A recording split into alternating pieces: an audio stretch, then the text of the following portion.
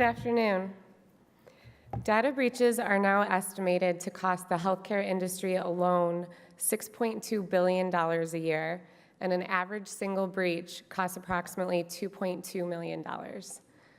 I'm Lisa Hamer with Marsh. Thank you for having me this afternoon. I'm joined by my three very esteemed panelists: Mike Midgley, Healthcare Risk Engineering at Swiss Re Corporate Solutions; Charles Kolodkin, Executive Director of Enterprise Risk and Insurance at the Cleveland Clinic; and Larry Smith, Vice President of Corporate Risk Management Services at MedStar Health.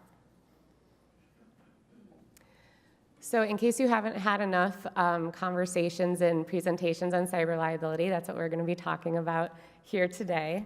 Our panel will focus on the evolution of cyber liability from a risk exposure and risk management standpoint, as well as from a risk insurance coverage standpoint. Mike will cover the fundamentals of an enterprise risk management program, and Charles and Larry will discuss the investment that both of their organizations have made across disciplines to detect cybersecurity exposures and establish best practices to control them. We'll also have a chance to hear from Larry about the MedStar Health ransomware attack in 2016, and we'll open it up at the end of the session for questions and answers. So cybersecurity, 5-10 years ago used to be something that was pretty much just relegated to the IT department. The risk management and the insurance purchase around it wasn't something that was, nearly what it is today. And obviously, given the number of sessions and the amount of focus from the C-suite executives and captive boards as well as organization boards, it's something that has evolved over time. And you can see here some of the statistics specific to the healthcare industry in terms of the immense impact that it's had for many healthcare organizations across the country and across the world. We don't expect these trends to slow down as care coordination and data continues to be shared through establishing clinically integrated networks and ACO organizations. And as health systems continue to grow and centralize many operations, a single access point can generate access to hundreds of thousands, if not millions, of records, where in prior years it may have been more of a localized issue. You can see since 2013, where one of the most famed breaches with the Target breach occurred, the actual risk exposure itself has really evolved over time. Obviously, if you heard the speech from the keynote speaker this morning, data security and holding private information is still of utmost concern to many organizations, but it's evolved from a concern over the actual information itself to concern over ransomware attacks, system outages, and the associated business interruption and extra expense as a result of any of those ransomware attacks. These are all public information, public breaches over the past few years of pure healthcare organizations. And as you can see here, the regulatory bodies are all over healthcare organizations, and the associated fines and penalties don't necessarily correlate directly to the magnitude of the breach. You can see there are many penalties that exceed $5 million for a breach of records, much less than others that, for example, the bottom one is just $750,000 for 17,000 records. The intent here is just to reiterate again that this is an upward trend. You can see over the past 6 or 7 years, there's obviously a huge jump, but this is from a frequency standpoint, the trend continues to climb, and we don't expect that to change anytime soon, unfortunately. I know we're all here today to talk about risk management and captives and retaining risk, but we thought it was worth it to talk a little bit about risk transfer and the cyber liability marketplace and how that's changed over time. To my earlier point, this used to be a purchase that was made perhaps in the IT department. It was not very expensive, and after some of the larger breaches like the Anthem breach and the Target breach, where carriers were paying out millions of dollars. The insurance marketplace had what they call a right sizing from a pricing standpoint. And many of our clients saw massive increases in their pricing throughout 2015 and the beginning of 2016. In the past year or so, we've seen a leveling of that, and as a result, a lot of new competition in the marketplace, a lot more insurers interested in writing this risk, and as a result, there's a lot more competition, and it is a little bit of a buyer's market right now where there are broad terms and conditions available from many carriers that didn't used to be available in years past. As a result of that, we found that there are other coverages where there can be a significant overlap. So we just warn everyone to have conversations with their insurance brokers and their carrier partners to make sure that other insurance clauses are dovetailing appropriately, and that there are no overlaps in coverage and you don't end up in a situation of finger pointing or non-payment of the claim. We've also seen many of our healthcare professional liability and general liability carriers add clarification wording around cyber, and essentially it's an exclusion for cyber-related event in an effort to push coverage to the cyber liability policy, which makes sense, but we just warn everyone to take a look at that wording because it could create a gap for any bodily injury that were to occur as a result of a cyber event. And with that, I'll turn it over to Mike to talk a little bit about enterprise risk management. Thanks, Lisa. So for those of you that don't know me, my name is Mike Midgley, and I'm a healthcare risk manager. So by show of hand, how many healthcare risk managers do we have in the room today? Okay, so a fair number of people. And how comfortable, and let's be honest, how comfortable are people with enterprise risk management? Fairly comfortable. Okay, so I'm not going to spend a ton of time talking about the theory and the model of enterprise risk management, but I can tell you, as a risk manager, I don't have expertise in cyber. I mean, so my subject matter expertise is the risk management process, right? So as a nurse, as an attorney, as a risk manager, I have a lot of skill sets in there, but to tell you exactly as a healthcare provider and a professional in the industry that I have any subject matter expertise in IT and those sorts of areas would be, selling you a bill of goods, which I don't need to do. So with that being said, what I want to do is I just want to go over the enterprise risk management process in terms of how you would do a risk assessment if there was a cyber breach, or to assess what your exposure is in your organization to a cyber breach. Kind of just walk through those steps, and an example of what a work group put together in this particular area, and then I'll transfer it over to Charles and to Larry, which will talk about actual examples of enterprise risk management programs within their organizations. So here's the definition of enterprise risk management that Ashwin put together a number of years ago. And at the end of the day, enterprise risk management is really a framework for making decisions within your organization. I teach enterprise risk management at SUNY, and I start off the day one and I say, look, enterprise risk management is not this scary thing, and it's basically, it helps you to make a decision based upon some quantifiable information and based upon a model of looking at the likelihood and the impact and the velocity of particular types of risks. So don't get scared off by enterprise risk management by any fancy schmancy type of definitions and so forth.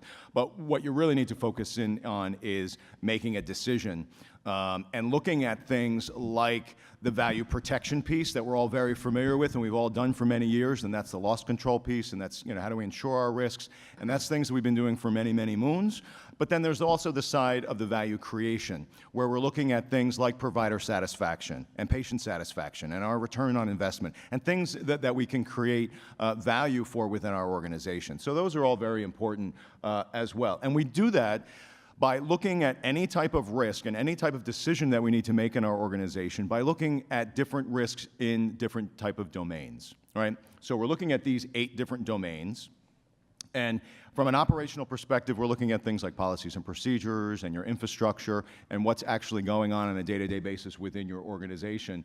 But then we're also looking at what we're traditionally very comfortable with, right? So that's the patient safety and the clinical types of risks. So those are your serious safety events, your med errors, and things of that nature. But then very important, and this is probably one of the most important things, is the strategic risks. So this is your reputational risks. This is, your image in the community. This is making sure that, the decisions that you're making are falling in line with your strategic plan that you've developed for your organization over the years. This is things like, mergers and acquisition and social media. So those are the type of risks that we'd be looking at from a strategic perspective within our organization. And then, of course, the financial risks. We're all very aware of the financial risks of any sort of decision that we're making nowadays, and so that's obviously very important as well. And the human capital piece. Right? So obviously healthcare is run by people, and we need to know how any sort of risk is going to impact our people, whether that may involve bringing in new staff, or that may involve laying off some staff, or that may just involve the satisfaction piece for our staff, or maybe new training, things of that nature. So our workforce is obviously very important anytime we're talking about any sort of risk decision. The legal and regulatory component, we're all very aware that there's a lot of changing components of the legal and regs out there on a day-to-day basis, both at a federal level and a state level and even at a local level. So you're always thinking about those sorts of issues when you're looking at any particular type of risk. And the technology piece. Obviously, cyber is very technologically, there's a lot of risks involved from a tech perspective, right? But when we're looking at cyber, we're not just looking at the tech piece and just saying, oh, we need to focus all of our attention on a technical perspective. No, there's all these other risks and all these 8 different domains. And that's ERM, not just getting stuck in one bucket and just thinking about the risks in that particular area. And then there's the hazard domain. So that's, a lot of the maintenance throughout your organization and your emergency management plans and the parking and the lighting and all the things that go into the actual assets of the organization itself. And so at the end of the day, whether you're doing a macro assessment for the entire organization, and most of the sophisticated health systems, nowadays are doing macro assessments at least on an annual basis, right, to identify what the risks are for the entire organization, or you're doing something micro, which is the quick little down and dirty demonstration we're going to do today for a cyber breach, you use the same process. You gather together your experts in that area. So like I started off with, I am not the expert in cyber, right? So if I'm going to be part of a work group to figure out what the cyber breach is, and it's me and a few other clinical people, and maybe some legal people and regulatory people, we're going to miss a lot of different risks. We need to make sure that people that know the risks in that particular subject matter are in our meeting. So I would want to have our CISO, and I would want to make sure that I've got some people here on our list that know IT very, very well, but also know the regs, and also know the financial impact, and also know all the clinical issues in the different departments, not just nursing, but also lab, and also pharmacy and other areas within the organization. So you make sure you gather all these people in your work group when you're looking at what are the risks to be thinking about from, in this example, a cyber breach. You gather them together, then basically what I always encourage people to do is put up a bunch of whiteboards throughout the room, each with these different domains on it, right? So then you can have discussions about each of the domains, and people can sort of volunteer what they think are the risks in those particular areas. And so that works very well. And it may be one meeting, it might be 2 meetings, it could be several meetings that you might have. But for a specific issue like this, you need to get down in the weeds. You need to get down into the granular level, and you're not going to be able to do that just with a few high-level people. So you have to have some of those subject matter expert folks in there. So and I just listed, we don't have time to go through a lot of this, but I just listed some of the risks in some of the areas that a work group has come up with in terms of the different 8 domains. And so, from an operational perspective, obviously you want to take a look at what is your current IT infrastructure in the organization. What's connected, what's not connected? Are you going out into the ambulatory centers? Or is everything, under one big network? Do you have backup systems? All those sorts of infrastructure issues obviously are something that you're going to be very concerned about, because if you do have a ransom attack, for example, and you don't have a lot of backup systems that are cut off from the main system, at least for some sort of period throughout the day, you could be at a very high risk, right? So as opposed to if you did have those really good systems, then maybe you're not as exposed as some others. Other issues in that area would be, so for procedural,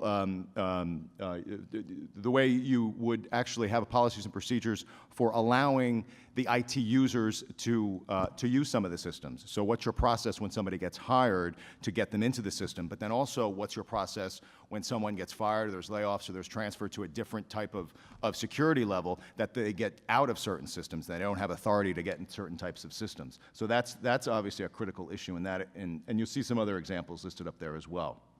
From a clinical perspective, obviously you want to look at your electronic medical record systems.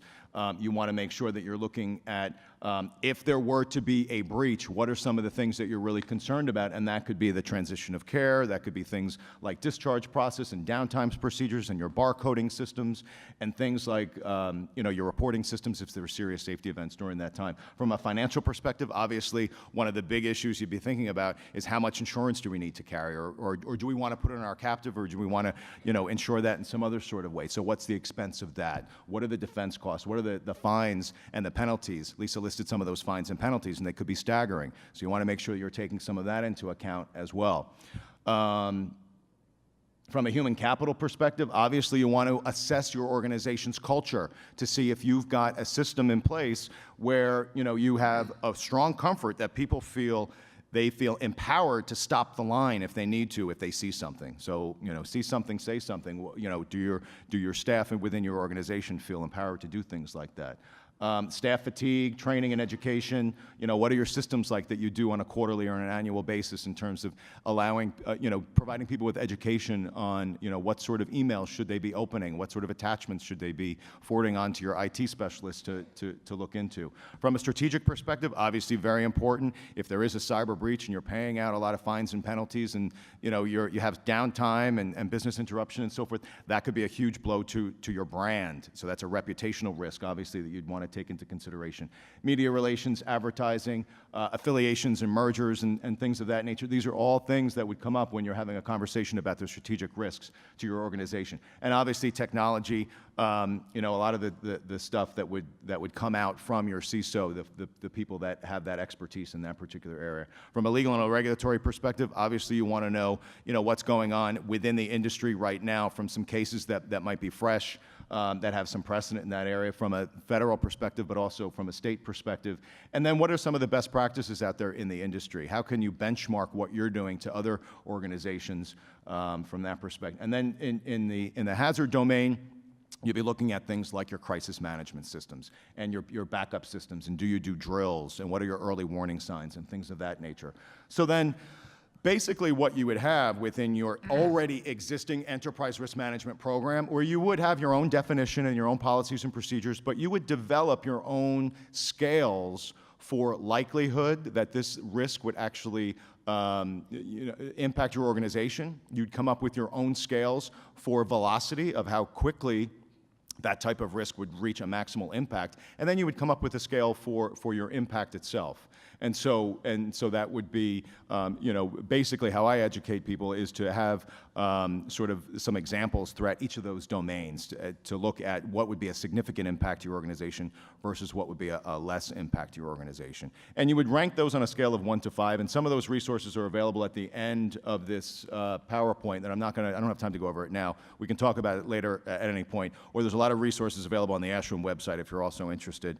But basically what you would do is you would look at your likelihood on a scale of 1 to 5, right? You would look at the velocity of how quickly that would happen through your organization to a maximal impact on a scale of 1 to 5. You would add those together and you would multiply that by the impact.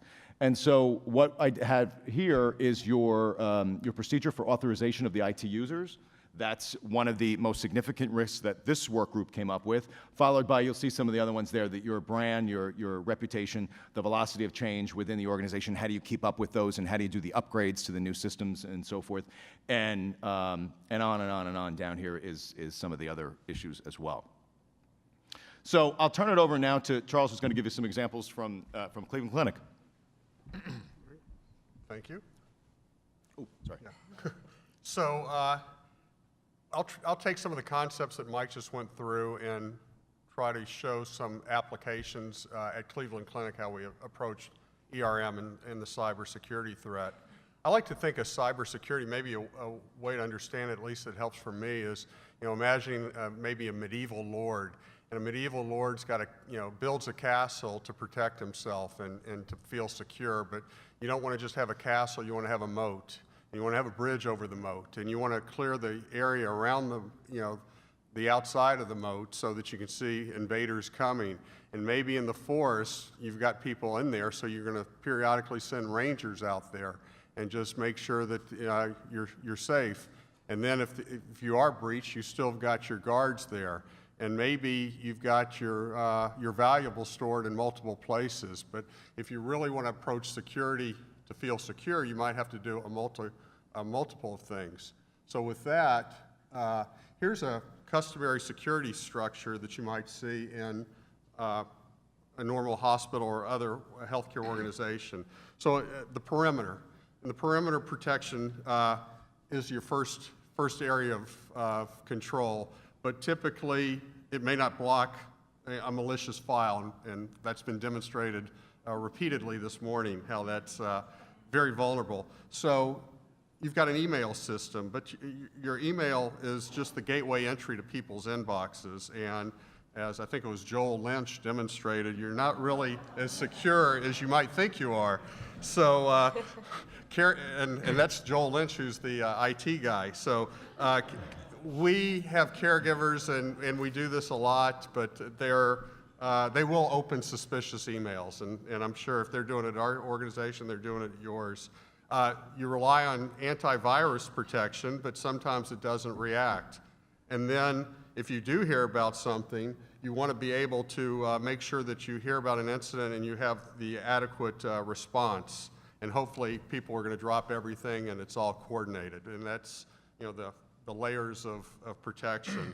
From an enterprise view of cyber, you want to see the big picture. So that's our approach, is we're looking at all these different areas.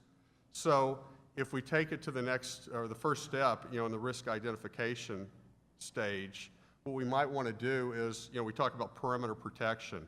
So we can look at a passive monitoring system, or we can look at an active monitoring system. A passive monitoring system it's just there. A more active one is going to try to block some of these malicious emails. It's not going to get everything, but if in our organization, I think we've looking at our stats, and we might have denied like 1 million adverse emails in like 1 month. So you want to have that antivirus. And in terms of emails, everybody is bombarded with things, and you're trying to make sure that you eliminate spam and then any kind of malicious emails, and that you have to do that through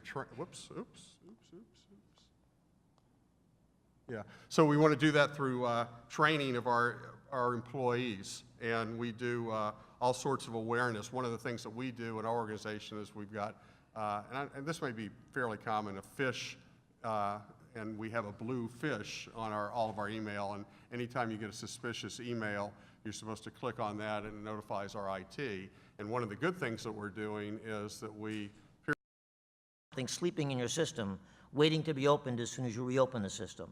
So we made the decision that we had to go the hard way. And I know other systems that have been affected around the country have made a different decision. I wouldn't be critical. I can tell you the debate regarding that issue was very strong within the MedStar system. I think we made the right decision. I also know that I worked for hours and hours, as well as every other member of the MedStar community, for months after that to recover from what had happened to us. The one nice thing that came from this is that this ransomware only intended to shut us down and thankfully not to extract data. In fact, interestingly enough, I'll mention at the end about regulatory concerns. Interestingly enough, we found out fairly quickly that no data had been extracted. We were very comfortable with that. We did not report this to the Office of Civil Rights because we interpreted our obligation as being one to report only if there was data integrity involved. Interestingly, Office of Civil Rights came to us later and opened an investigation as to why we didn't notify them. We explained our rationale, and they said it was impossible. There's no way. You ended up not losing data and having data compromised. After a very thorough investigation, they went away. They agreed with us. But I just mentioned that because that was a conscious decision on our part. By the way, if I heard about it on television in Canada, do you think the Office of Civil Rights couldn't figure it out some other way besides us making a phone call?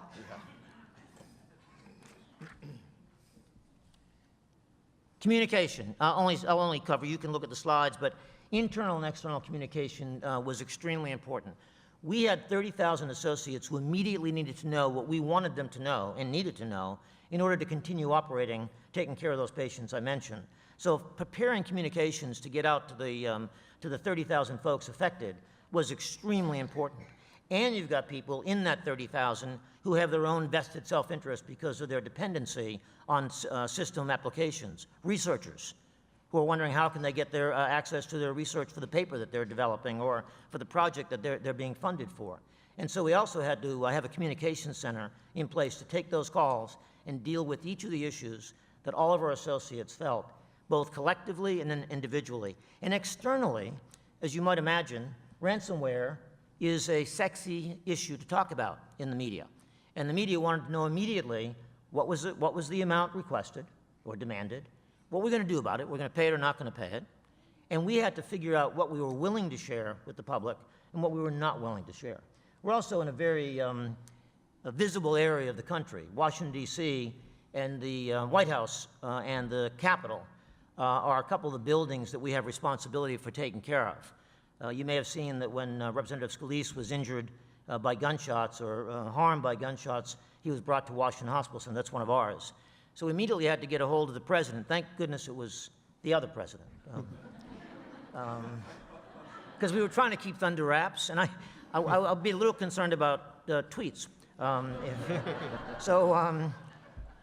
We did. We talked to the White House, and we were able to get their cooperation and their help. And then also, by the way, brought the resources of the federal government to our assistance to help us with some of the things that we need to accomplish. On reflection, just a few things, if I can, of what we learned. One is that I go back on this issue of Stop the Line. We recognize the importance of having all of our staff empowered to do what is necessary and right when the time comes. And since that time, we've become even more engaged in making sure the training that we give our staff allows them to understand that authority so that they can use it, and obviously, we hope use it well. I mentioned the emergency operations. I would say the involvement of our executive team. I mean, you all know the C-suite usually doesn't do very much. They're usually up there sort of, wondering what's going on, checking occasionally to see. We can quote you on that. Yeah, exactly. Yes. But in all seriousness, we needed them. We needed them front line. And our C-suite came to the rescue for us. They manned the communication lines. They were in every one of our sites every day, circulating to make sure that things were being done. And we needed them for executive decisions, not by committee, but by moments. Moment to moment, we had to make decisions, and we couldn't wait for meetings to be held to make a decision. We needed to make decisions then. And so having that executive team really take control and think about us strategically, where we're going and how we're going to get there, was extremely important. Cut off a lot of red tape. Other things that we thought about or have learned since then, one is application rationalization. We had 400 applications operating on the same system. Charles showed you the network configuration. We were not running 400 separate systems. We were running 400 separate systems tied together into one network. So anything that happened to one of those systems is going to affect the whole network. We have now reduced the number of applications that are allowed within MedStar. They have to go through IT and be approved. Physicians, particularly in academic medical centers, typically bring their own applications in when they're doing research projects or other things. We don't know about them because they never tell us about them. And by the way, those folks got burned most because many of them connected to the system, but they didn't do backups of their own data. And we have researchers who lost literally decades of research data that can never be collected or saved because that data was frozen and we could never get the key to that. The other applications we had to, we were able to get most of them backed up. They were backed up, so we were able to recover those. But a lot of very valuable information was lost forever, and that's unfortunate.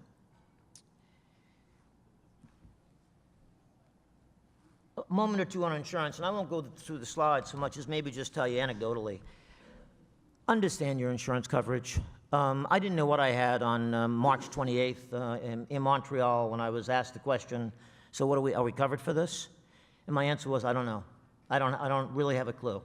I know we've got some cyber protection in a few of our policies. I don't know what the conditions are for coverage on this kind of event. I don't know what the waiting period is. I don't know what the limits of liability coverage are. I don't know how the carriers are going to respond. And I could tell you, they didn't either.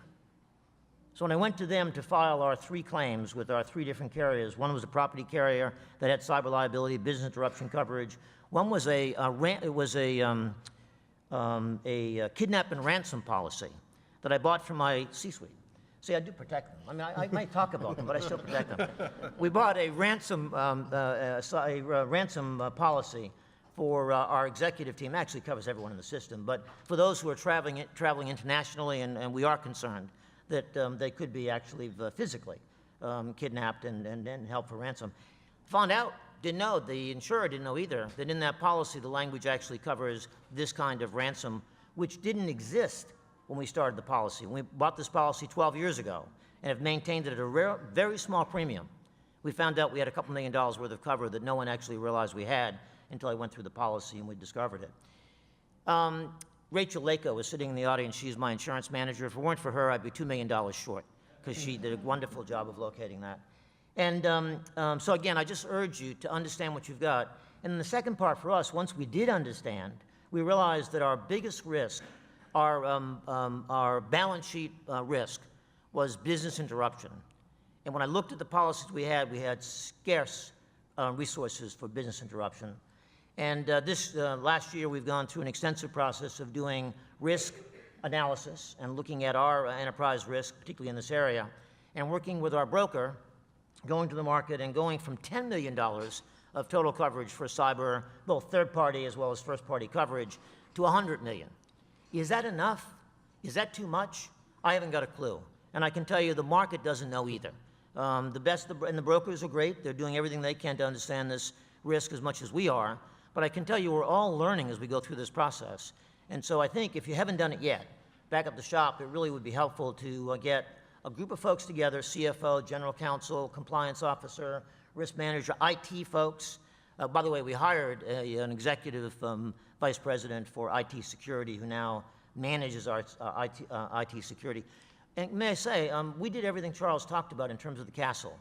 We had all the patches in place. We were not behind. This ransomware was, to the FBI, a ransomware similar to a patch, for one that a patch had been developed, but it was different enough that it was able to get through. And so whatever, I think I have one of my slides, your security today is only as good as today. It is not good for tomorrow. You have got to do every day looking at where you are and what you're doing to make sure that you keep the castle protected. Because if you don't, and even if you do, you still may be hit, and then you have to have the risk mitigation. What do you do when you do? Because I honestly think, folks, that it isn't a matter of whether, it's only a matter of when. Each of us in this room that has responsibility for these issues is going to be affected by something like we had at MedStar Health. Thank you. So I know hello, okay. I know there's been a lot of coverage on cybersecurity, but hopefully today there was some information and lessons learned shared that you can take back to your organizations. We have a couple minutes for questions. If anyone, go ahead. Please. Yeah, yes. That's a great question. Not yet, but we've talked about this too. I think in some ways this may be the med-mal issue we dealt with decades ago when captives were first formed. I don't know quite how that's going to evolve, but I see captives as having in the future more and more involvement in this area. One way we are using the captive is that at the captive board, I go back to my C-suite again. My board, I'm lucky enough to have it made up of my C-suite and a few other folks, including a couple of board members from MedStar, so I've got executive decision makers at the table. And one of the things we're able to do this year at our captive meeting is devote time to cyber liability, to have them understand it better, understand what we did do in terms of insurance. A few of them were involved, but not all of them. And so the captive board, it seems to me, is the brain trust that can help us think these issues through organizationally, because they understand liability, they understand insurance, they understand risk transfer. And so as we move ahead, I'm going to include on my agenda for the captive board at every meeting a discussion regarding where we are with cyber liability. What we did discuss this year was the deductibles. Take a first step, take a baby step. Those aren't going to be balance sheet busters, but they might be fair ways for a system to figure out how they can allocate the resources needed on a system level rather than having individual entities be hit with, say, a privacy breach that cost a few thousands of dollars.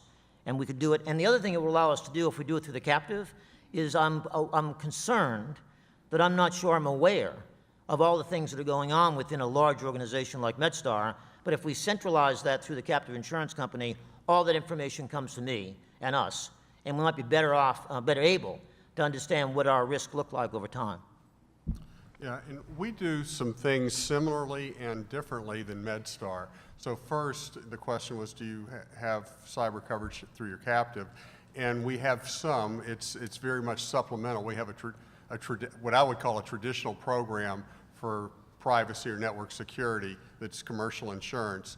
We do have the captive come in at a high excess level to support some of that activity. So we do it there. Back to the theme of enterprise risk management, our approach is a little different in that we have an ERM steering committee on shore that's we report to the CEO Council and the audit committee of the board. And our approach is we've been using that mechanism or that vehicle to really address some of the key cyber exposures. So for example, the CISO is in that group, whereas on our captive board, we do tackle cyber risk and cyber liability, but it's, historically it's been focused on the risks that the captive has been addressing, which are medical malpractice. And one thing that we do, obviously, is do a risk assessment, and we, as Mike talked about, going through the whole process of top risk of our organization. We do it every couple of years. Cyber has always been one of the top 10 risks. I think our group, our steering committee, would say it's one of the top 3, if not the top 1 or 2, organizationally. And so when we plot and we do the heat maps, cyber liability and the risks associated with it are always in the upper right quadrant in the red sector in the traditional heat maps. We do that also from a captive perspective, but when we do our risk framework on a captive perspective, the cyber risk isn't as great, but that once again, we've got our captive insurance company hat on, and so I think we're addressing it there. So our approach is, we think it's very important, no question about that, but we're using the onshore mechanism or committees to really manage it. Go ahead. This question is also for Larry. So when you got the ransomware attack, first thing is, I guess the first hurdle you had to cross and make the decision not to pay the ransom was the patient safety hurdle.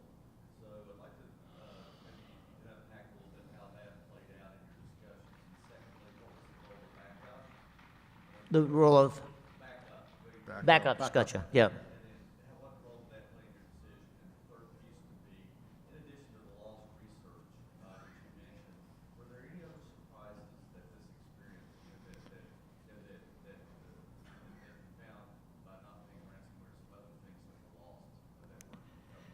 Well, yeah, great question, and I'll try to be brief in answering. The patient care discussion was relatively simple in some ways, because we immediately started talking about this is the kind of attack or the kind of crisis that we've been drilling for years.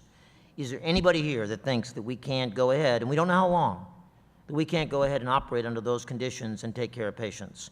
We've got water, we've got supplies, we've got all that stuff. We just are losing our computer capabilities. Email capability. I mean, remember this, when you talk about going black, you're down. You're back to, cans and strings, trying to get in touch with each other. You are in a different world. That was interesting in the first 48 hours or so. It's like when you lose your power at home. You turn the light on all the time because you assume it's going to go on because you reflexively do it. We were doing the same thing at work. We were realizing that we can't do that because we don't have a system. And so we had to learn how to adjust to that in order to be able to accomplish what we did accomplish with regard to patient care. Secondly, we made the decision in that discussion that the very first system we will work on getting up and running is our EMR. So everything else, I don't care finance, I don't care who you are in second or third or fourth place. You're not in first place. And that was a tough one because reimbursement is also an important issue, and you need systems to be reimbursed in order to get the information to the payers. So those kinds of decisions were really the more difficult ones to make in that first 24, 48 hours. Back up, the biggest loss, as I said, of data that was important was the research data. We lost a lot of other data that hadn't been backed up, but quite frankly, we weren't concerned that we were going to try to replicate that data or try to find a way to do it. We did ask the FBI for keys that were purchased by all other ransomware events that they've been involved in, so we could try those keys. And I forget the number, Rachel may know, but there were several hundreds of them, and it takes a long time to apply a key to see if it's going to work to get your system up and running. But we went through and used every one of them just in case. None of them did work ultimately. The other thing that I would say that we lost that I hadn't anticipated or thought much about was that 3 months, it took about 3 months for us to get back online. Everything else that was going to be going on in that 3 months virtually was put on hold. So all of our strategic planning, all of our programs that were going to be implemented in that 3 months had to be canceled or postponed until another date.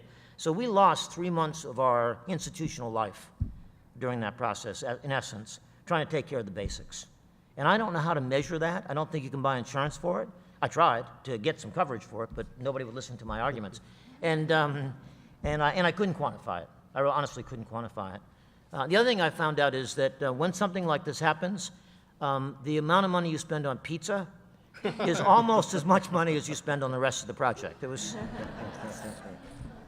Unfortunately, we're out of time, but all the panelists have said that they're available for questions after the session.